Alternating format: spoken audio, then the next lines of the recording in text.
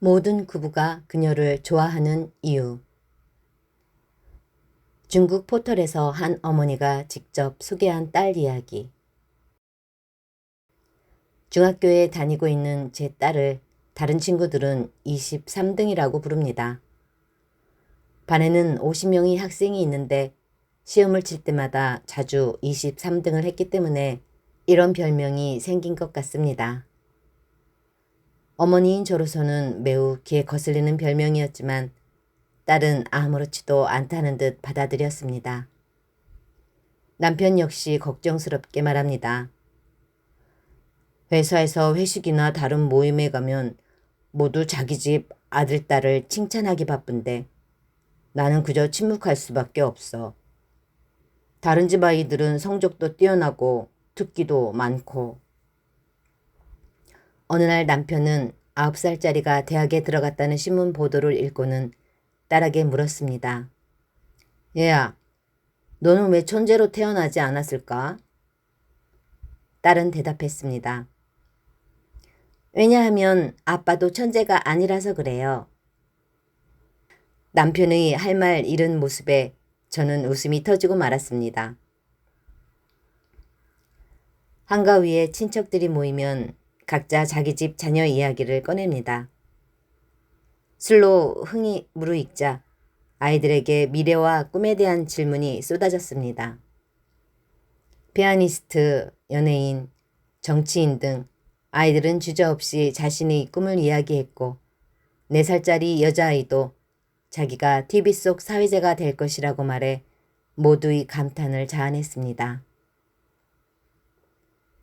하지만 15살인 제 딸은 곁에 있던 어린 동생들을 위해 게살을 발라주고 새우 껍질을 까주기에 바빴습니다.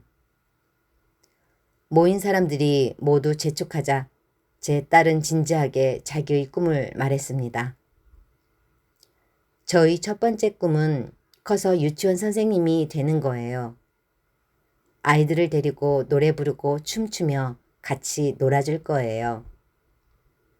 모두 예의상 칭찬을 하며 두 번째 꿈은 뭐냐고 물었습니다. 딸은 거침없이 대답했습니다. 저는 어머니가 되고 싶어요.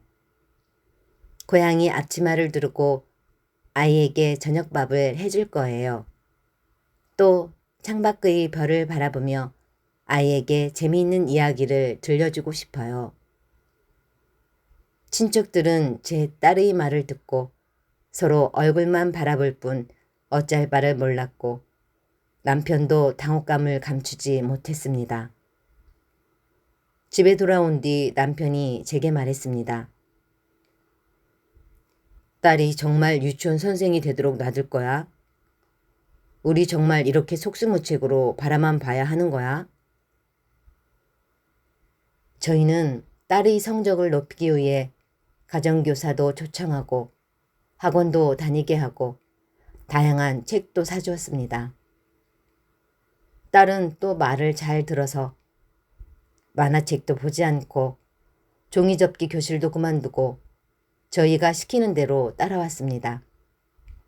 게다가 주말에 늦잠도 자지 않았고 학교와 학원으로 가며 공부에 몰두했습니다. 결국 딸은 피로가 누적되어 심한 감기에 걸리게 되었습니다.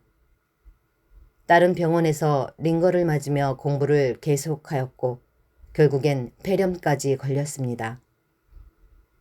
얼마 후 병이 호전되었지만 딸의 얼굴은 반쪽이 되었고 기말고사 성적 역시 23등에 그쳤습니다. 딸의 얼굴은 더욱더 창백해졌으며 시험 얘기만 나오면 식욕부진과 불면증에 시달렸고 식은땀까지 흘렸습니다. 이런 상황에서 치른 다음 시험에서 33등을 하여 남편과 저는 한동안 넋이 나갔습니다.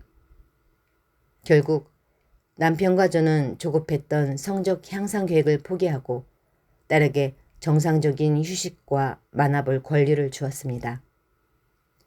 딸이 따뜻한 집에서 편안하게 휴식을 취하고 자기가 하고 싶은 일을 하게 두었습니다. 저희도 딸을 바라보면 마음이 아프지만 성적표를 받으면 또 고민에 쌓이게 됩니다. 주말에 남편과 딸을 데리고 직장 동료들과 어울리는 자리에 참여했습니다. 차 안에는 웃음소리가 넘쳤으며 다른 아이들은 노래를 부르며 춤을 추었습니다. 하지만 별다른 재주가 없는 딸은 앉아서 손뼉만 칠 뿐이었습니다. 돌아오는 길에 차가 막혀 모두 기분이 가라앉은 상황에서 딸은 웃기는 농담을 던지며 사람들에게 웃음을 선사했습니다. 그리고 과자 종이 껍질을 잘라 작은 동물을 만들어 아이들의 시선을 끌었습니다. 딸은 차에서 내릴 때 모두에게 각자 자신의 띠와 관련된 종이 동물을 선물했고 받은 이들은 모두 즐거워하며 감사의 말을 건넸습니다. 그때 남편은 뿌듯한 미소를 머금었습니다. 딸은 수시로 차 뒤로 달려가 가져온 음식을 살피고 기울어진 도시락을 바로 놓았습니다. 또 느슨해진 병 뚜껑을 닫고 흘러내린 양념들을 닦으며 바쁘게 주위를 정리했습니다. 식사 시간에 의외의 일이 일어났습니다. 수리통계의 천재 남자아이와 영어 고수 남자아이가 찹쌀떡 하나를 서로 양보하지 않고 반으로 나누려고도 하지 않았습니다. 음식이 풍성했지만 그건 쳐다보지도 않고 다투자 주변 사람들은 웃으며 한심한 듯 바라보았습니다. 어떻게 말려도 소용이 없자 딸이 동전을 던지는 방법으로 가볍게 굳어진 분위기를 한 방에 해결했습니다. 중간고사가 끝난 후 저는 딸의 담임 교사로부터 전화를 받았습니다. 딸의 성적이 여전히 중간이라는 사실을 전하며 학급에 굉장히 특이한 일이 있었다고 말했습니다. 제가 교육계에 30년을 몸담고 있지만 이런 일은 처음 겪어봅니다. 국어시험지에서 반에서 가장 좋아하는 그부의 이름을 적고 그 이유를 설명하시오라는 문제가 있었는데 학급 학생 대부분이 따님의 이름을 적었습니다. 그 이유는 다양했습니다. 진심으로 타인을 도와주고는 믿을 만한 친구입니다. 화를 잘 내지 않고 잘 어울립니다. 가장 많이 쓴 칭찬은 긍정적이고 유머 감각이 뛰어나다는 것이었습니다. 담임선생님은 또 많은 친구가 그녀가 반장을 했으면 좋겠다고 건의했다며 비록 성적은 보통이지만 행동과 태도가 뛰어나다고 설명했습니다. 그래서 저는 딸에게 이렇게 말했답니다. 얘야, 너는 곧 영웅이 될 것 같아. 잠자코 목도리를 짜고 있던 딸은 고개를 갸우뚱하며 생각하더니 진지하게 저에게 말했습니다. 선생님이 말한 이야기가 기억나요. 영웅이 길을 지나갈 때는 항상 옆에서 손뼉을 치는 사람이 있어요. 딸은 또 조심스럽게 얘기했습니다. 엄마, 저는 길 옆에서 손뼉 치는 사람이 되고 싶어요. 그 말을 듣는 순간 저는 충격을 받았고 묵묵히 고개를 끄덕였습니다. 연분홍색 털실로 천천히 바늘을 감으며 뜨개질을 하는 딸의 손에서 넓게 펼쳐진 꽃봉오리가 탄생하는 듯 하였습니다. 저희 가슴이 갑자기 뭉클해지며 영웅이 되려고 하지 않는 딸에게 감동했습니다. 이 세상에 수많은 사람은 어릴 때부터 영웅이 되려고 애를 쓰다 결국엔 번잡한 세상 속에서 평범한 사람이 됩니다. 만약 건강하고 행복하며 자기가 살고 싶은 대로 살 수 있다면 착하고 평범한 인간으로 사는 게 무엇이 나쁜 것일까요? 제 딸은 분명 미래에 어질고 따뜻한 어머니가 될 것이고 친절한 동료, 선량한 이웃이 될 것입니다.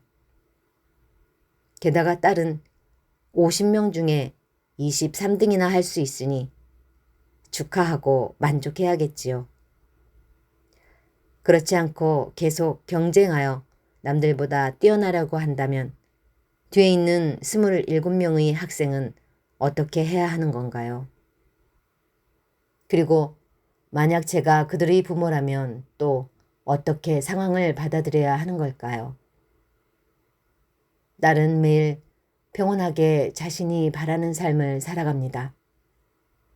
행동과 말로 몸소 가르쳤던 부모로서 아이를 올바른 길로 안내하고 잘 교육해 성인이 된 후 사회에서 도움이 되는 사람이 되면 조상에게도 면목이 섭니다. 아이가 미래의 법관이 되거나 건축사가 되어도 마음이 삐뚤어지거나 바르지 않으면 무슨 소용이 있겠습니까? 아버지께서 제게 들려주신 말씀이 새삼 떠오릅니다. 나는 내가 인재가 되길 원하지 않는다. 나는 그저 내가 올바른 사람으로 자랐으면 좋겠구나.